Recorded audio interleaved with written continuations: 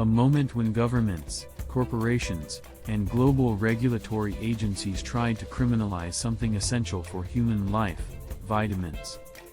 This is not science fiction. This is documented history, but deliberately hidden. And today, we're going to tell the full story. The real one. With names, dates, and what happened behind closed doors.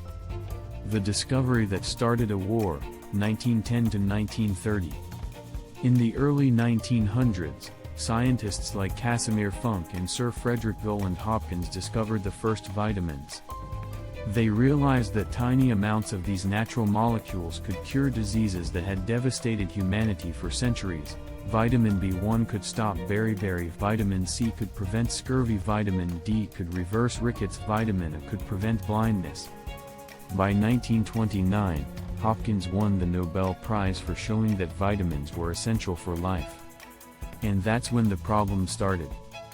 Because the pharmaceutical industry, still in its infancy, discovered something terrifying: you cannot patent vitamins. You cannot own what nature already made. And if you can't patent it, you can't make billions. This moment, around 1930, is when the first behind-the-scenes conversations began. How do we control something we cannot patent? Between 1930 and 1945, pharmaceutical giants emerged. Bayer, Germany; Roche, Switzerland; Merck, Germany/USA. Big Pharma, Germany, yes, the same chemical conglomerate later tried at Nuremberg.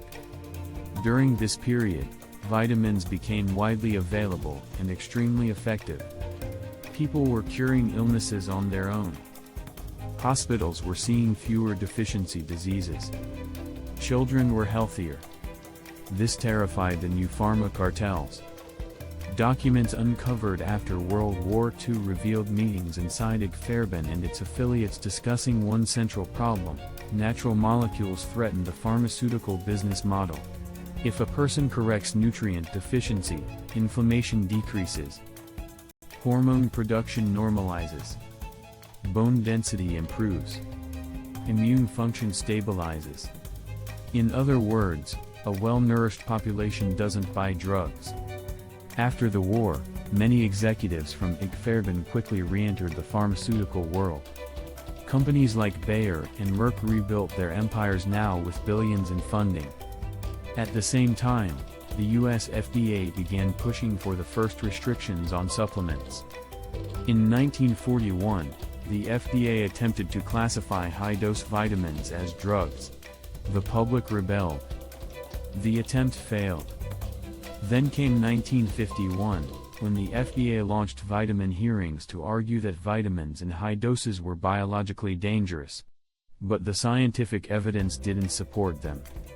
So the plan stalled again.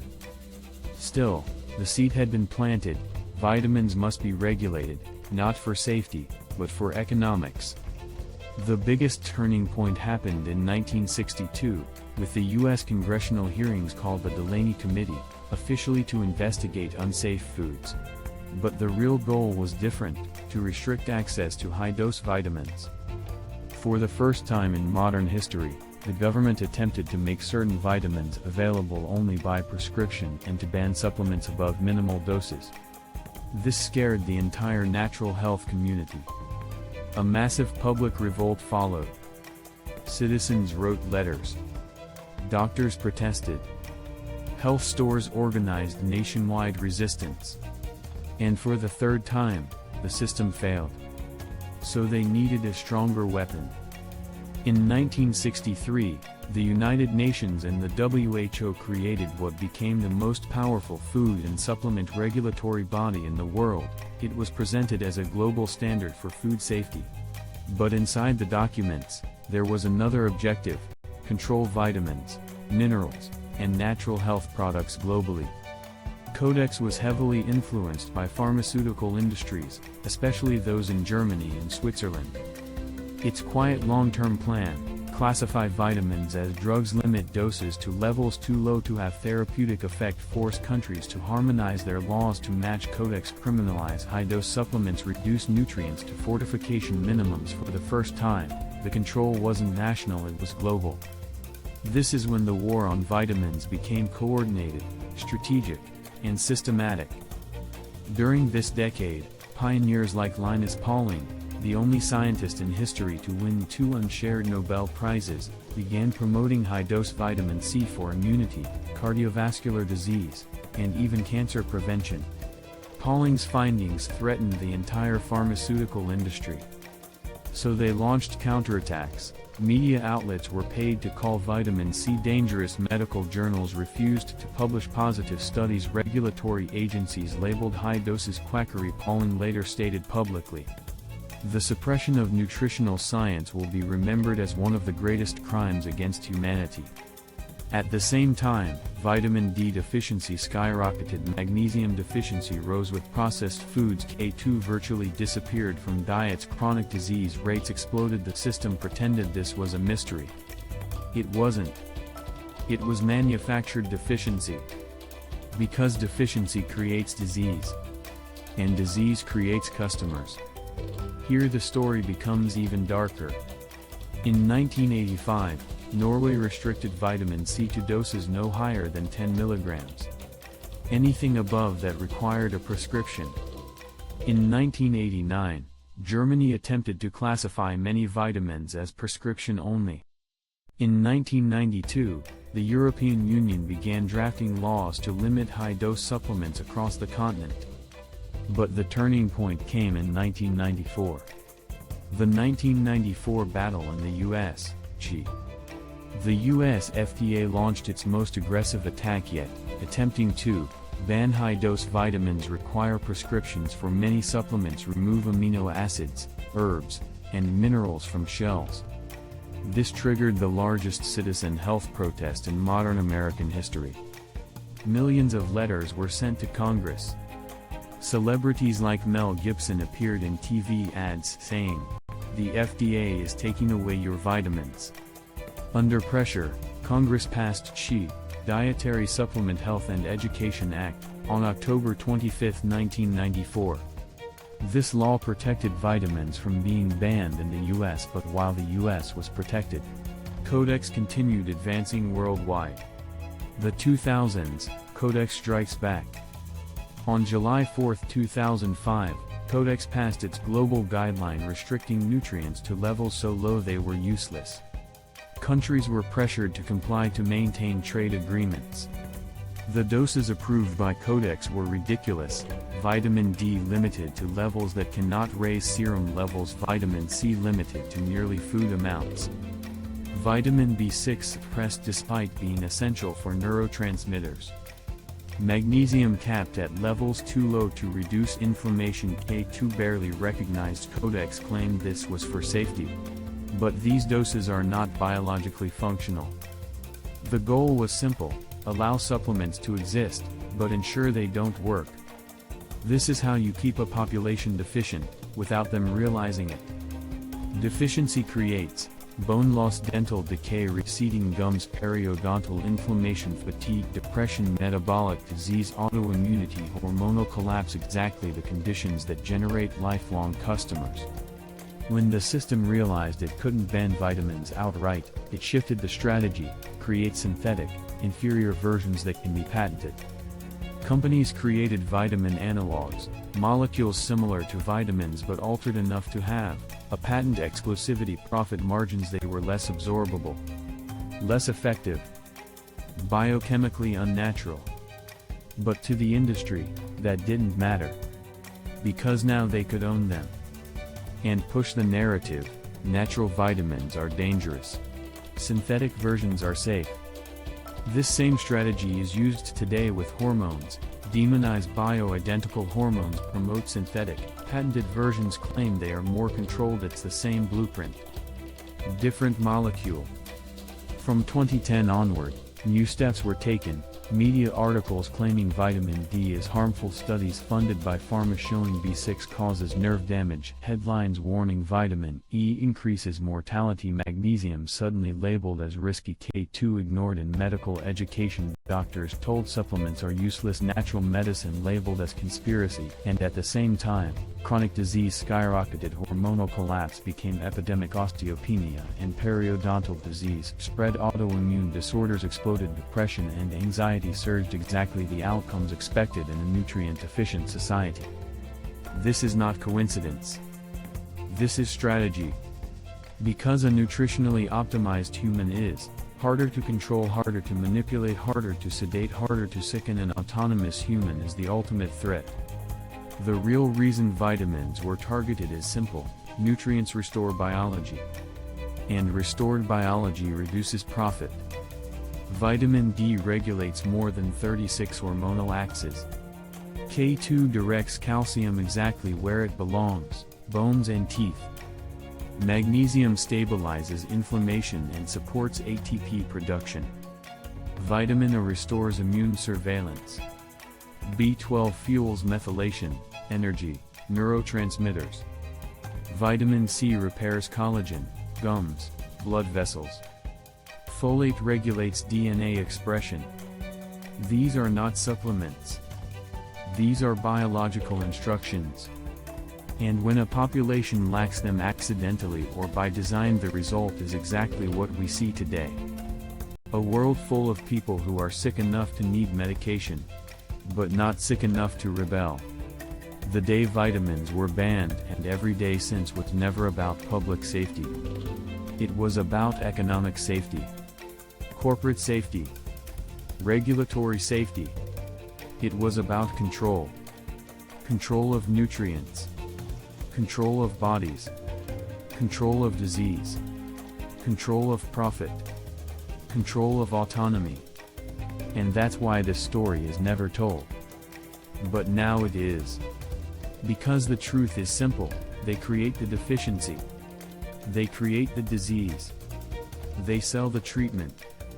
And they repeat until someone exposes it all. Imagine a world where something simple, natural, and essential, vitamins, became prohibited, criminalized, and treated as a national threat. It sounds like fiction. But it happened. And it's still happening. This is the story that never made it into the books. The story that dismantles the entire official narrative about science, public health, and population safety. It all begins the moment they discovered something dangerous: vitamins cannot be patented. And anything that cannot be patented cannot generate billions. The system realized very quickly: if people had free access to vitamins, minerals, bioidentical hormones, and essential nutrients, the entire sickness-based economy would collapse. Without nutritional deficiency, there would be no epidemics of chronic, inflammatory, metabolic, or degenerative diseases. There would be no dependence on daily medication. There would be no continuous profit.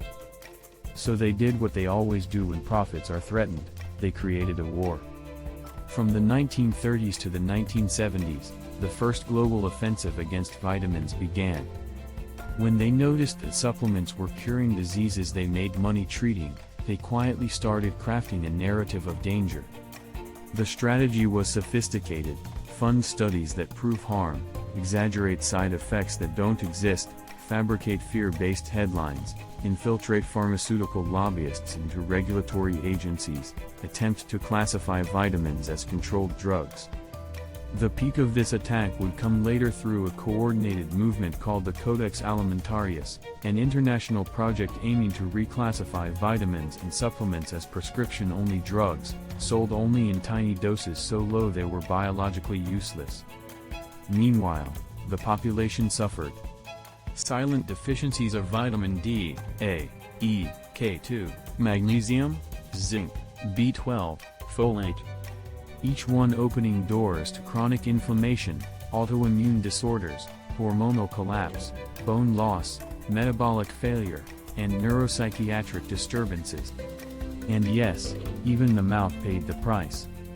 Inflamed gums, recession, sensitivity, alveolar bone loss, all consequences of the same problem, system-induced nutritional deficiency. But the mouth was just the surface. The real collapse was happening inside. After World War II, independent researchers started finding something explosive.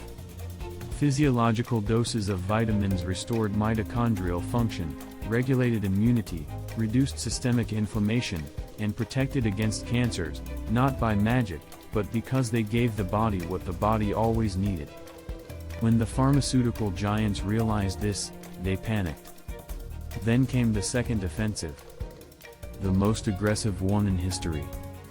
The industry began funding massive campaigns claiming that vitamin A caused toxicity, vitamin E increased mortality, vitamin B6 damaged nerves.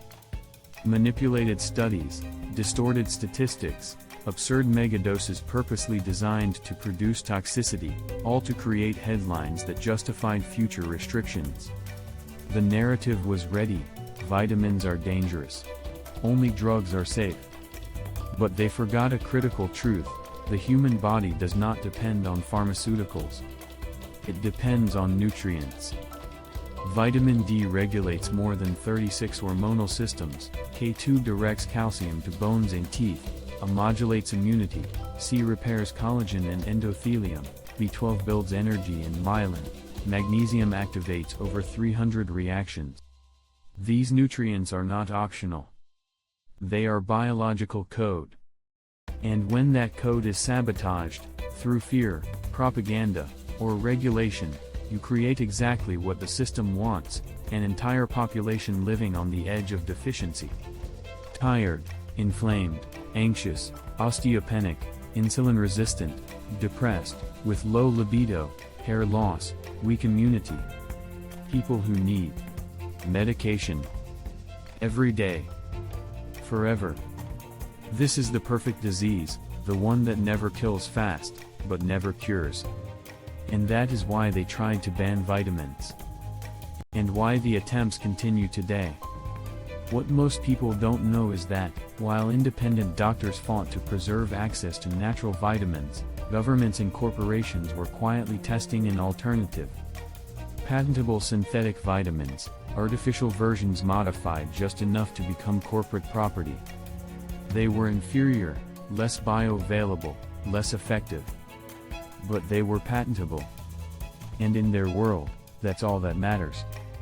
When they realized they couldn't ban natural nutrients entirely, they changed strategy: allow supplements, but only in doses so low they wouldn't work. That way, the population remained sick, but believed they were supplementing. A silent disease. A profitable one. A global experiment. A manipulation that redefines biological freedom.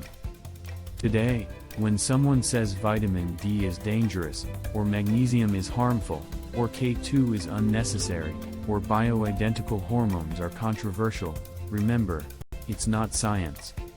It's strategy. The same attack, just with new actors. And the reason is simple.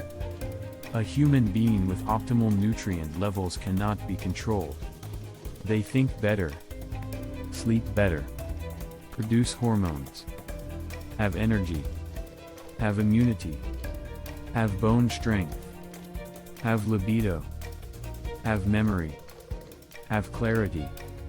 And what the system fears most: they have autonomy. The day they tried to ban vitamins was never about safety. It was about control. And that's why this story is never told. But it needs to be. Because the truth is simple: they create the deficiency. They create the disease. They sell the treatment. And they repeat. Until someone exposes it all.